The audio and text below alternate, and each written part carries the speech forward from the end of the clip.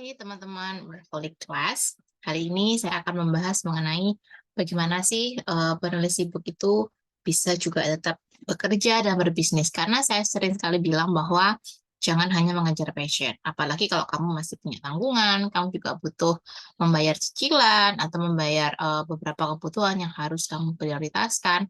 Maka aktivitas menulis ini jangan sampai mengganggu aktivitas utamamu. Entah kamu bekerja, berbisnis atau berdagang dari rumah ya. Karena sebenarnya saya sendiri sampai saat ini masih bekerja. Jadi kalau ada yang tanya, oh Kak Revi ini cuma mentoring sama nulis ya? Belum sih, belum sepenuhnya dari situ. Tapi ini menjadi side hustle yang saya kerjakan di luar jam kerja dan juga di akhir pekan. Nah, masalah utamanya buat kalian yang sekarang sibuk, kemudian juga mungkin kalian ini kayak merasa nggak punya waktu dan lain-lain. Sebenarnya nggak cuma soal waktu sih, karena nomor satu memang manajemen waktu ya. Tapi yang nomor dua adalah males. Jadi ini adalah hal yang paling mudah, paling sering muncul.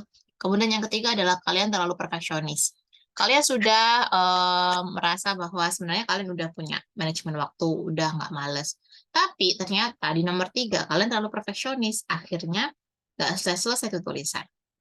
Yang nomor empat adalah putus asa. Kalian udah berusaha menulis banyak sekali, kalian juga udah ibaratnya membagi waktu dengan secermat mungkin. Tapi kenapa kok rasanya stuck ya karirnya sebagai seorang penulis, entah itu nulis buku, content writing, tulis artikel, dan lain-lain. Jadi ini adalah salah satu penyebab kalian mungkin akan menyerah di tengah jalan. Kemudian yang terakhir, bingung mau nulis apa. Kalian memang suka baca, kalian juga sudah punya waktu yang bagus atau sudah diatur sedemikian rupa.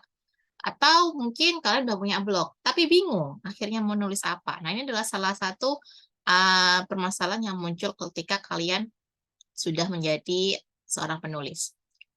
Nah, multitasking itu mitos. Saya nggak pernah percaya sama orang yang bilang, oh saya tuh bisa kok mengerjakan beberapa hal dalam satu waktu. Yang benar adalah kalian harus being present atau mengerjakan satu-satu dulu di waktu yang sudah kalian tentukan. Misalnya nih, kalau saya lagi kerja, maka otomatis ya saya fokusnya buat kerjaan. Ketika nanti istirahat atau ada waktu senggang, misalnya coffee break, ya itu bisa saya gunakan untuk riset. Kemudian saya juga bisa pakai untuk nulis ide yang muncul di kepala. Makanya setiap hari saya selalu membawa buku jurnal. Atau kalau nggak sempat bawa buku jurnal, saya tulis di catatan HP. Jadi multitasking itu mitos. Malah yang bikin berantakan kalau kalian berusaha mengerjakan satu waktu bergantian dalam periode waktu yang sempit. Pilih satu jenis tulisan atau genre yang sedang ingin kamu pelajari. Kak, tapi kan Kak Revi bisa nulis buku, copywriting, content writing. Berarti kan multitasking dong. Sebenarnya saya itu mempelajari satu persatu gitu ya, dalam kurun waktu 10 tahun. Dari 2013, saya udah fokus ngeblog dan content writing.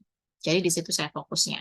Tapi for your information, sebelum saya nerbitin buku di tahun 2014, saya udah setiap hari nulis cerita pendek gitu ya di buku tulis saya.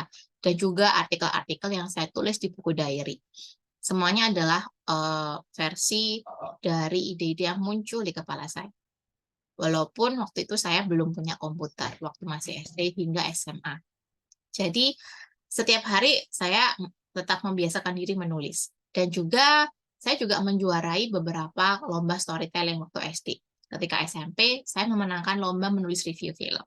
Itu bukti bahwa sebenarnya saya juga sudah punya sedikit portofolio sebagai seorang penulis, walaupun belum ada media sosial waktu itu. Nah, jadi kalau bisa dikatakan, saya sudah mempelajari satu persatu. Cuma kelihatannya sekarang kayaknya kok bisa nulis A, B, C, D. Padahal prosesnya itu tidak dalam kurun waktu yang bersamaan.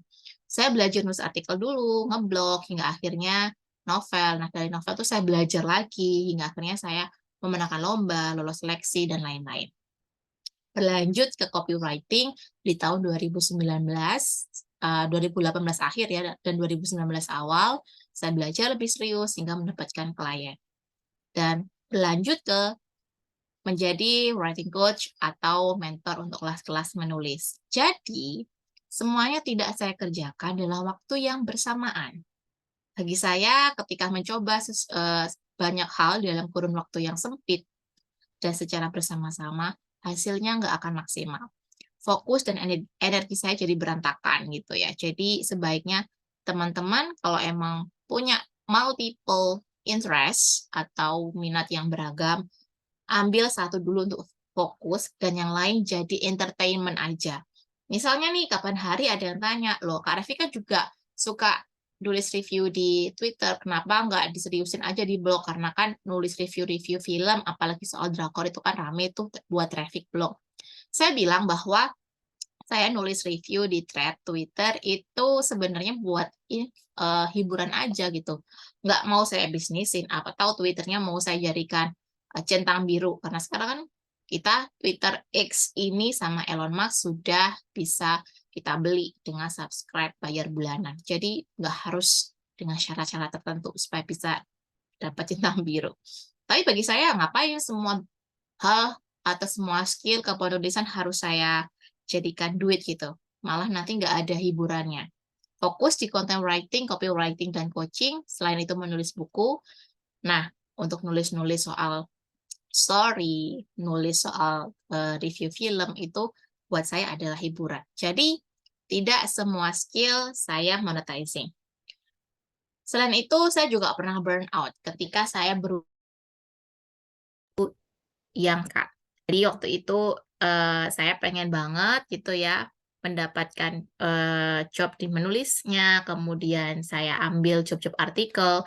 Ketika istirahat siang, saya juga nekat untuk mengerjakan banyak artikel, hingga akhirnya nggak mendengarkan tubuh, tidak punya manajemen waktu yang baik, dan susah buat menolak klien, nggak punya boundary. Ya, bisa dibilang akhirnya saya cedera di tangan kiri selama 2 bulan, saya nggak bisa nulis sama sekali. Kerja hanya pakai tangan kanan. Jadi saya menyelesaikan sisa job tanpa mencari job baru. Malah akhirnya berantakan kan. Apalagi saya juga sempat menunda beberapa deadline dengan saya menunjukkan bahwa saya juga sakit, saya udah melakukan pemeriksaan ke rumah sakit. Jadi saraf saya terganggu dan itu sakitnya luar biasa. Makanya buat teman-teman jangan sampai seperti itu. Jangan sampai bensin kalian habis hanya karena kalian mengejar banyak hal. Relax tetap perlu, istirahat juga tetap dibutuhkan. Nah, gimana caranya supaya kamu tahu nih level energimu seperti apa? Maka di detik ini ketika kamu nonton video ini atau dengerin via podcast, lakukan cek energi dan emosi. Apakah kamu happy, sedih, lagi mellow, lagi ngantuk karena kurang istirahat, atau lagi marah-marah? Lakukan aktivitas penuh mindfulness, aware sama dirimu, cek level energi, cek fokusmu, cek isi kepalamu, dan memang kalau kamu sudah merasa clear, kamu bisa mulai menulis. Atau kamu bisa juga tuangkan semua kepenatanmu lewat tulisan. Jadi cerita kan lumayan tuh ya, jadi sebuah karya yang artistik. Nah, itulah yang bisa saya sampaikan sebagai seorang penulis e-book, kamu bisa tetap berkarya dan kreatif tanpa burnout. Jangan lupa follow Workaholic Class dan juga Revi Thread dan podcast Kata Revi. Buat kamu yang pengen dapetin slide ini, kamu bisa subscribe atau cek di deskripsi untuk berlangganan newsletter sehingga kamu bisa nanti diarahkan ke update PDF yang terbaru. Terima kasih ya karena kalian sudah menonton atau mendengarkan hingga akhir.